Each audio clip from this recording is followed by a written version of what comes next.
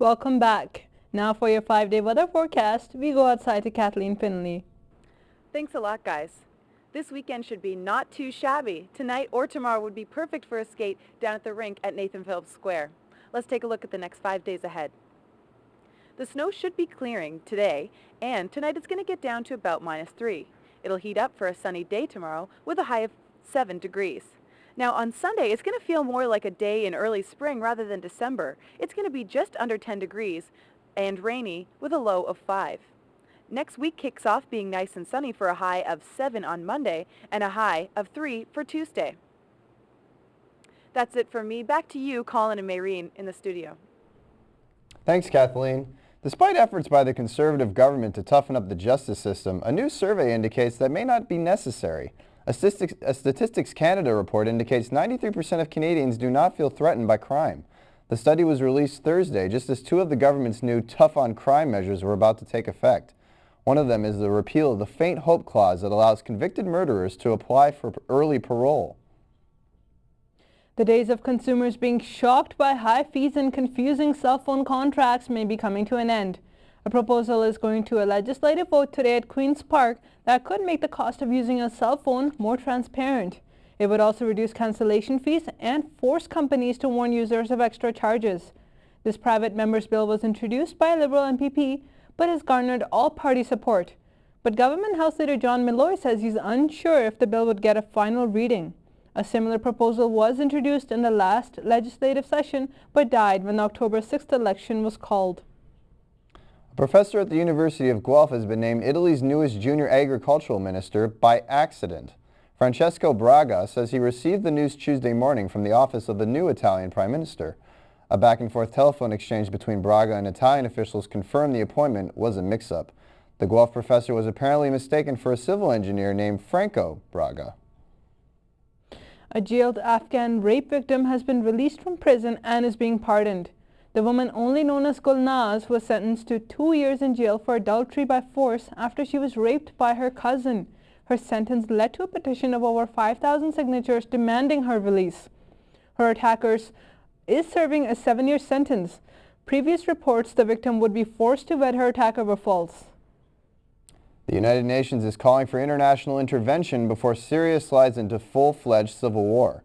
The UN's High Commissioner for Human Rights made the comments in regards to the 8-month uprising against Bashar Assad's regime.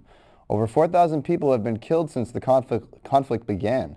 The European Union, the Arab League, and Turkey have imposed sanctions on Syria in hopes to persuade Assad to end the crackdown.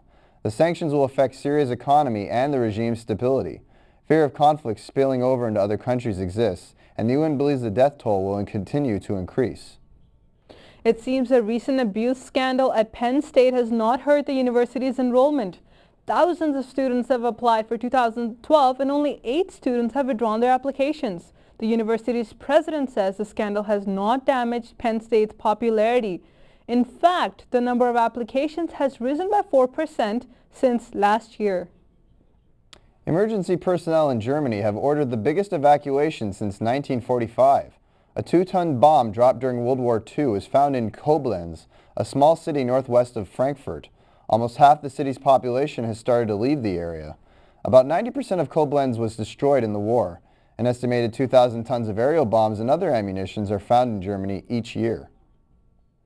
And now let's take a look at what's happening in the world of sports.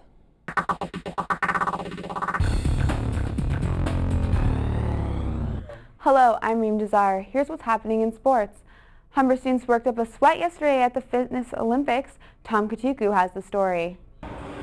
The event, organized by third-year sports and fitness students, involved competing in the wheelbarrow race, running the speed zone, shooting hoops, and participating in the boot camp obstacles. Abu Hijle says the Olympics were more than just having fun. Well, it's basically an event run by third semester fitness students. It's for our special events class, and we get marked on how well we do and how we do it. And it's basically for all the students and staff in the Humber community to come and have fun. With 2 weeks before the fall semester wraps up, it was the place to be for students who wanted to burn calories, blow off some steam, and win a prize. There were no gold medals to be won here at the Humber Fitness Olympics, but one thing's for sure, this reporter has been inspired to get in shape this winter. Tom Kituku, Humber News. In other Humber news, the men's and women's basketball teams are playing tonight. They host the Niagara Knights. The women's team plays at 6 and the men follow at 8. In the NHL last night, Winnipeg fans booed the Coyotes as soon as their skates hit the ice. The Coyotes franchise called Winnipeg home for 24 years before departing for the desert in 1996. The sellout crowd was not disappointed as they watched the New Jets beat the Coyotes in a shutout. The Dallas Stars toppled the Sens 3-2, breaking Ottawa's 2-game winning streak. The Blue Jackets beat the Flames 4-3 in a shootout at the Saddle Dome. It was a 6-5 win for the Predators of Vancouver last night, ending the Canucks' 5-game winning streak. The Sharks beat the Canadiens 4-3 after an intense back-and-forth game that ended in a 6th-round shootout, ending the Sharks' 2-game losing streak. Over to the gridiron, the Eagles faltered against the Seahawks 31-14 in what's being called a new low for the Eagles. This is Philadelphia's 4th loss in 5 games. The NBA union has reformed and talks resume today. NBA executives will meet with player agents to iron out kinks in the new collective bargaining agreement. It's been reported many of the issues being discussed are not money related. The season is set to begin December 9th, along with the start of training camps and free agency. That was your sports update. Now back to the desk. Thanks, Reem. After the break, we'll get the latest in entertainment from Hannah Vanderkoy.